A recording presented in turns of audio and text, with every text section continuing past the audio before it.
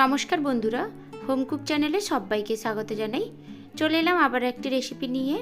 এই রেসিপিটি গরম গরম ভাতের সাথে অপূর্ব স্বাদের লাগে খেতে, আর সাথে যদি থাকে একটু মুগের ডাল, তাহলে এই রেসিপির সাথে সত্যিকারে অমৃত স্বাদের লাগবে। আমি এখানে কুমড়ো দিয়ে আমি বড়া বানিয়ে দেখাবো, সম্পূর্ণ অন্যরকম একটি রেসিপিটি প্রথম থেকে শেষ পর্যন্ত দেখার অনুরোধ রইল। আর ভালো লাগলে একটা লাইক দিয়ে ভিডিওতে আমার চ্যানেলটিকে সাবস্ক্রাইব করে নেবেন। আর যদি ভিডিওটি একটুও ভালো লেগে থাকে তাহলে একটা শেয়ারও করে দেবেন, এটা আমার অনুরোধ রইল। রেসিপিটি বানানোর জন্য আমি এখানে প্রায় 300 গ্রামের মতো কুমড়ো নিয়েছি। মিষ্টি কুমড়ো 3 টুকরো করে কেটে নিয়েছি। আর নিয়েছি 1 কাপের মতন বেসন। এবার বেসনটাকে সাইডে রেখে দিয়ে আমি এই 3 টুকরো কুমড়োটাকে খুব ভালো করে ছুরি দিয়ে আমি ওপরের ছিলকাটা আমি ছুলে নেব। এই ছিলকাটা খুবই শক্ত হয়, খুব সাবধানে ছুরিতে কাটতে হবে। আর নইলে আপনারা চাইলে বটিতেও কেটে নিতে পারেন। আর নর্মাল যদি কাঁচা কুমড়ো হয় তাহলে এই ছিলকেগুলো ছোলার দরকার নেই, নর্মালি করে নিতে পারেন রান্নাটা। আমি এখানে সমস্ত কুমড়োর গা থেকে এই স্কিনগুলো তুলে পরিষ্কার করে দেব। আর এখানে মিষ্টি কুমড়োটাই বেশি নেওয়ার চেষ্টা করবেন। কাঁচা কুমড়ো নিলে এতটা ভালো স্বাদ হয় না, মিষ্টি কুমড়ো নিলে এর স্বাদটা খুব ভালো লাগে। আমি সমস্ত কুমড়োগুলোকে ভালো করে স্কিনটা ছাড়িয়ে নিয়েছি। এবার এই স্কিনটা রেখে দিতে পারেন, যে কোনো ভর্তার কাজেও ইউজ করতে পারেন। আমার আগেরও একটা রেসিপি রয়েছে কুমড়ো খোসা দিয়ে ভর্তা, আপনারা চাইলে ভিডিওটি দেখে নিতে পারেন আগে গিয়ে। এবার আমি কুমড়োটাকে ভালো করে ধুয়ে নিয়ে একটা গ্রেটারের সাহায্যে সমস্ত কুমড়োগুলো ভালোভাবে আমি গ্রেট করে নেব। এই রেসিপিটি অপূর্ব স্বাদের হয় খেতে বন্ধুরা। শুধু যে গরম ভাতের সাথে খাওয়া হয় তা কিন্তু নয়, সন্ধ্যের সময় টিফিনেও এটা নিয়ে নিতে পারেন। একদম অল্প তেল দিয়ে বানানো, সন্ধ্যেবেলা টিভি দেখতে বসে চায়ের সাথে বা মুড়ির সাথে এটাও কিন্তু খেতে পারেন। সমস্ত কুমড়োগুলোকে আমি খুব ভালো করে গ্রেট করে নিয়েছি। এবার দেখুন ঠিক একই সাইজের সমস্ত কুমড়ো আমি গ্রেট করে নিয়েছি। এবার প্লেট থেকে একটা বাটিতে আমি নিয়ে নিচ্ছি। গ্রেট করা কুমড়োগুলো আমি এই পাত্রটার মধ্যে নিয়ে নিচ্ছি। এখানেই আমি কুমড়োগুলোকে একটা ম্যারিনেশন করব, তার জন্য সমস্ত কুমড়োগুলো আমি এক এক করে এই পাত্রটার মধ্যে নিয়ে নিলাম।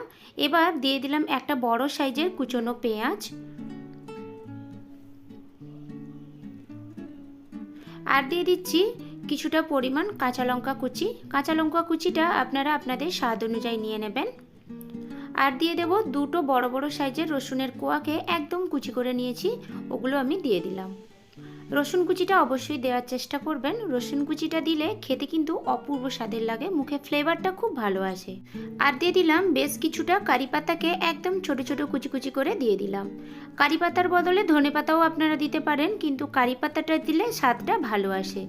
আর দিয়ে দিলাম স্বাদ মতো লবণ, সামান্য একটু হলুদ গুঁড়ো, সামান্য একটু লঙ্কার গুঁড়োটা স্বাদ অনুযায়ী দেবেন, আর সামান্য একটু ধনে গুঁড়ো, আর হাফ টিস্পুনের মতো কালো জিরে।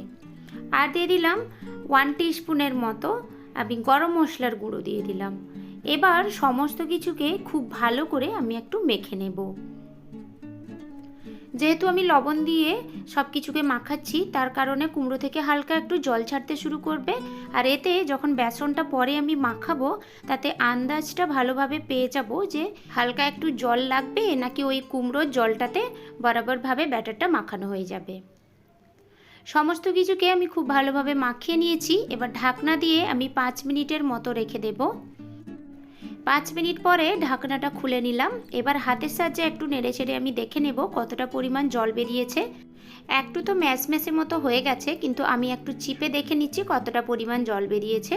সামান্য একটু জল বেরিয়েছে, কিন্তু তবুও ব্যাটারটা মাখানোর সময় সামান্য একটু জল কিন্তু অ্যাড করতে হবে, নাহলে ব্যাটারটা শুকনো শুকনো হয়ে যাবে। এবার আমি যে 1 কাপ বেসন রেখেছিলাম সাইডে, ওই বেসনটা আমি হাফ হাফ করে দিয়ে পরিমাণ মতো দিয়ে ভালোভাবে মাখিয়ে নেব ব্যাটারে। প্রথমে আমি হাফ কাপের মতন দিলাম, তারপর ভালোভাবে মাখিয়ে নিলাম, তারপর আবারও হাফ কাপের মতন দিয়ে খুব ভালো করে মাখিয়ে নেব। ব্যাটারটা হালকা একটু শুকনো শুকনো লাগছে, কারণ আমি এখানে জল অ্যাড করিনি, ওই কুমড়োর জলটাতেই কিন্তু আমি ব্যাটারটা মাখাচ্ছি ভালো করে। তো মনে হলো সামান্য একটু জলের প্রয়োজন আছে, নাহলে একদম শুকনো শুকনো লাগছে ব্যাটারটা। তার জন্য আমি 1 টেবিল স্পুনের মতো এখানে জল অ্যাড করব।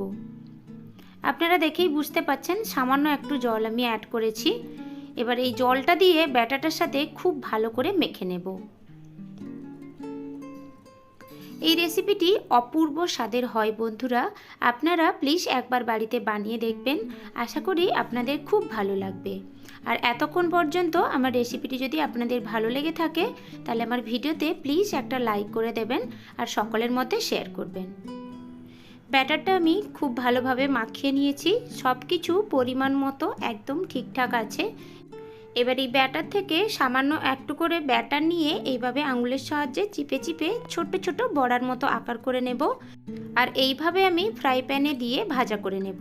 আমি এটা আগে থাকতে আপনাদেরকে করে দেখিয়ে দিলাম, ঠিক এইভাবে নিয়ে ব্যাটারগুলো বড়ার মতো আকার করে দিতে হবে। এবার গ্যাসে একটা ফ্রাই প্যান বসিয়ে নিয়েছি। ফ্রাই প্যানটা খুব ভালো করে গরম করে নিয়ে আমি বেশ কিছুটা পরিমাণ রিফাইন্ড তেল দিয়ে দিলাম। এবার প্যানটাকে হালকা একটু এদিক ওদিক ঘুরিয়ে প্যানের চারিদিকে তেলটা লাগিয়ে নিলাম। এবার যে প্রথমে আমি দেখিয়েছিলাম ব্যাটারটা হাতে নিয়ে হালকা একটু চিপে চিপে এইভাবে বড়ার আকারে যে বানিয়েছিলাম ব্যাটারটা, ওই রকম সেমভাবে নিয়ে আমি এই রকম ফ্রাই প্যানে একটু একটু করে বড়ার মতন আকার করে দিয়ে দিলাম। এইভাবে আমি সমস্ত বড়ার মতো শেপ করে আমি ফ্রাই প্যানে ভালোভাবে নিয়ে নেব। আর এই পর্যায়ে গ্যাসের ফ্লেমটা একটু মিডিয়ামে রাখবো, বেশি হাইতে করে দিলে নিচে জ্বলে যেতে পারে, তার জন্য আমি গ্যাসের ফ্লেমটা মিডিয়ামে রেখেছি। এবার 1 মিনিটের মতো রাখার পরে বড়ার এক সাইড খুব ভালোভাবে লাল লাল করে ভাজা হয়ে গেছে। আর খুব সাবধানে আমি সমস্ত বড়াগুলোকে অপর দিক করে উল্টে নেব। আর বড়াগুলোকে উল্টানোর সময় খুব সাবধানে উল্টে নিতে হবে, আর এক সাইড খুব ভালো করে লাল হয়ে গেলে তবে গিয়ে উল্টে নিতে হবে। আর কাঁচা অবস্থায় উল্টাতে গেলে তাহলে ভেঙে যেতে পারে। সমস্ত বড়াগুলো আমি অপর সাইডটাও খুব ভালোভাবে ভেজে নিয়েছি। এবার উল্টে পাল্টে দুদিক খুব ভালোভাবে লাল লাল করে ভাজা হয়ে গেছে আমার।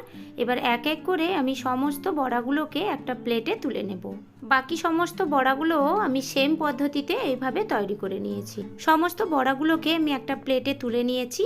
দেখুন খালি দেখতে কতটা সুন্দর হয়েছে, একদম লাল লাল আর মুচমুচেভাবে তৈরি হয়েছে। গরম গরম ভাতে মুগ ডালের সাথে অপূর্ব স্বাদের লাগে খেতে বন্ধুরা। একবার আমার মতো এইভাবে বাড়িতে বানিয়ে দেখুন, আশা করি আপনাদের খুব ভালো লাগবে। আর বাচ্চা থেকে বড় যারা কুমড়ো খেতে পছন্দ করে না সবাই কিন্তু এই রেসিপিটি চেটে পুটে খাবে। তবে আজকের মতো এখানে বিদায় জানাচ্ছি, দেখা হচ্ছে নতুন কোনো একটি রেসিপির সাথে। সবাই খুব ভালো থাকবেন, আর ভালো লাগলে ভিডিওতে একটা লাইক করে দেবেন।